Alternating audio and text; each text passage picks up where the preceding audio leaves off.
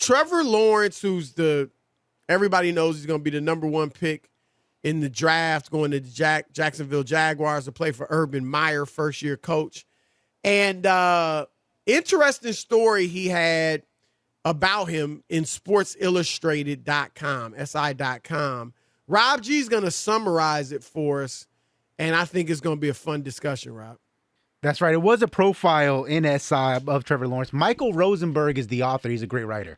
Who I know, Mike. He worked in Detroit. He was a columnist at the Free Press. Yeah. We know He is a Mike. good writer. And so, if you haven't got a chance to read the article, go read the article. We encourage that. But here's what he tweeted out just as a promotion of the column. Most pre-draft stories are about what motivates an athlete. This one is about what doesn't.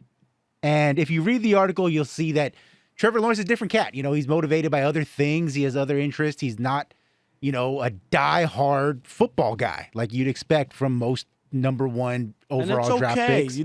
Prodigies.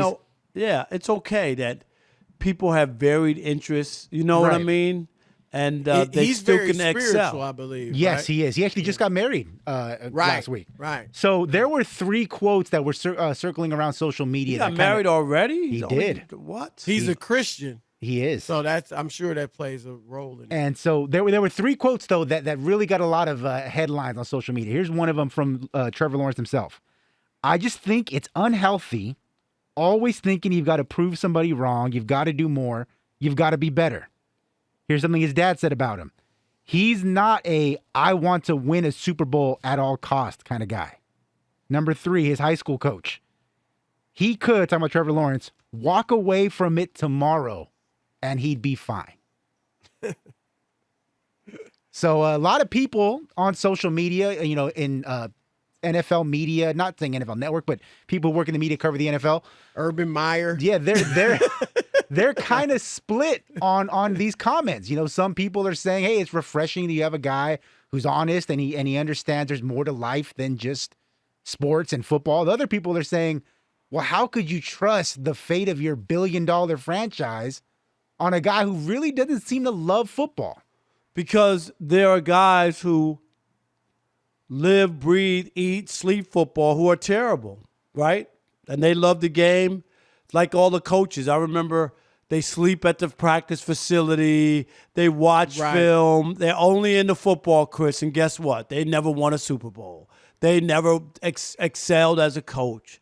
So it's not the automatic formula that you have to pour everything into it or you can't have any kind of other thing going on in your life. You can multitask. It's okay. When people, I don't get this. Like why people are so caught up. If you know it or not, it's the same thing. I'll give you the other one. Here's the other one in sports. You get all the time.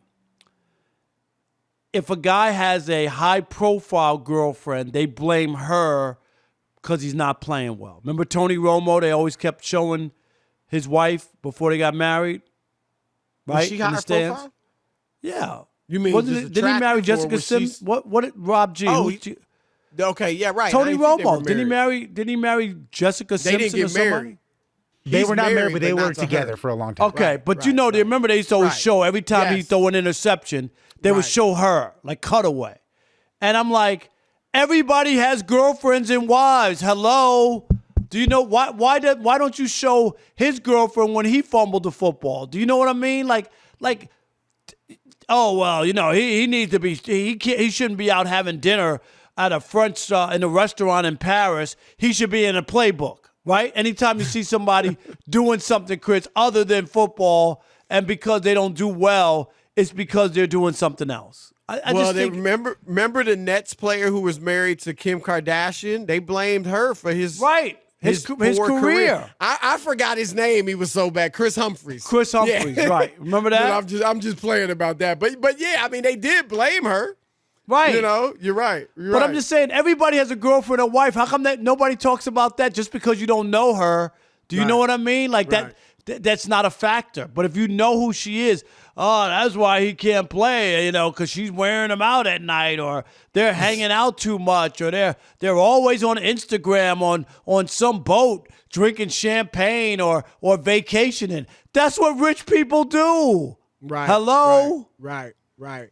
Yeah, I think, Rob, look, first of all, there are different types of people.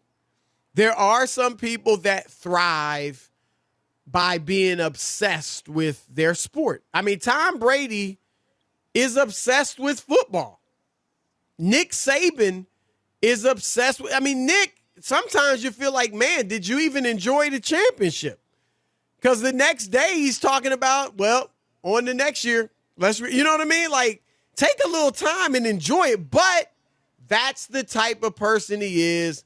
That's how he performs his best. Michael Jordan was very, he was that way at winning. Michigan State and at the Miami Dolphins, and he didn't win. So it ain't no, but automatic. I'm just saying it's how you. But it's my point is what is going to have you function the best.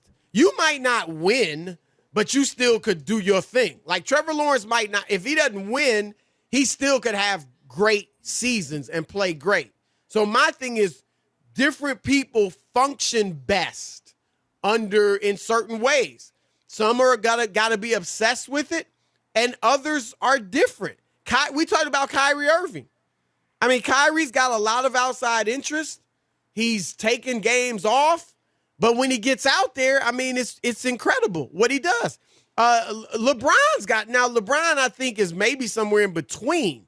I mean, clearly he is all in on the sport, but he also has plenty of outside things that he's doing as well.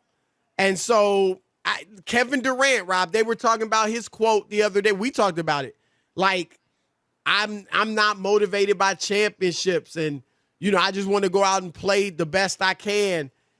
Some guys, like I think of Trevor Lawrence, I think that makes him better because he's not living and dying off every pass. Like if we lose the game, if I have a bad game, it's not going to ruin my life. Some people need that. They need it to ruin their life so they can perform their best. Others need where, no, I got this other stuff going on. I'm good. Next time I get out there, I'll be at my best. So I just think it's different types of players. For me, this would not be a red flag.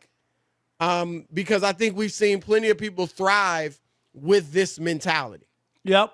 I just, everybody's different. Everybody doesn't operate the same. And so that's why I don't have an issue with it.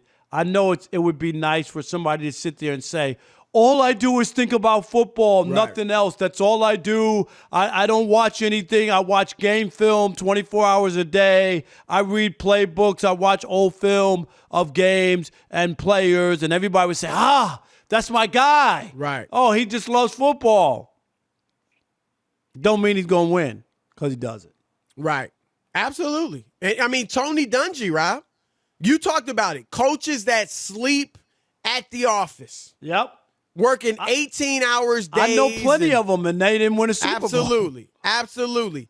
And Tony Dungy was like, look, I believe I've heard him say he made it a point to get home every night for dinner, which sounds, wow, how could you even do that as an NFL coach? Easy. Right? You got to eat. You got to feed your body, Chris.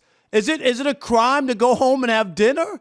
It don't mean that after dinner you're not going to get back into whatever, but what's wrong with that? That doesn't mean I'm not into my job if I want to have dinner with my family, is it? No, and that's what I'm saying. Like, some people might look at that and say, oh, he can't be a great coach. But then when you look at the fact that he was a great coach and he did win a Super Bowl, different strokes for different folks. So I get the uproar because some people are used. Rob, it's like I say, some people in the media want a guy to be miserable. Yes. Because he had a bad game or because he didn't win the championship. And I get it. It's important to win. We know it.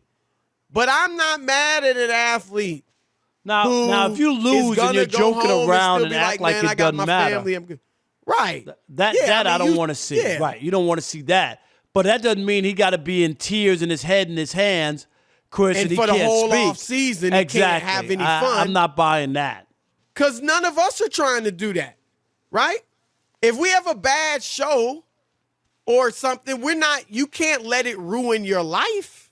Rob G comes in every day after doing a bad job producing, and it just rolls off his back.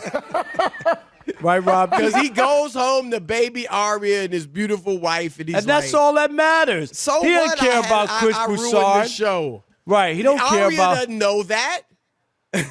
So what if I? She so loves what me if for I? who I am? So what if I couldn't get a guest at 7:30? You know what I mean? I'm just saying. All right. I'm about to not unblock these phone lines and see what happens.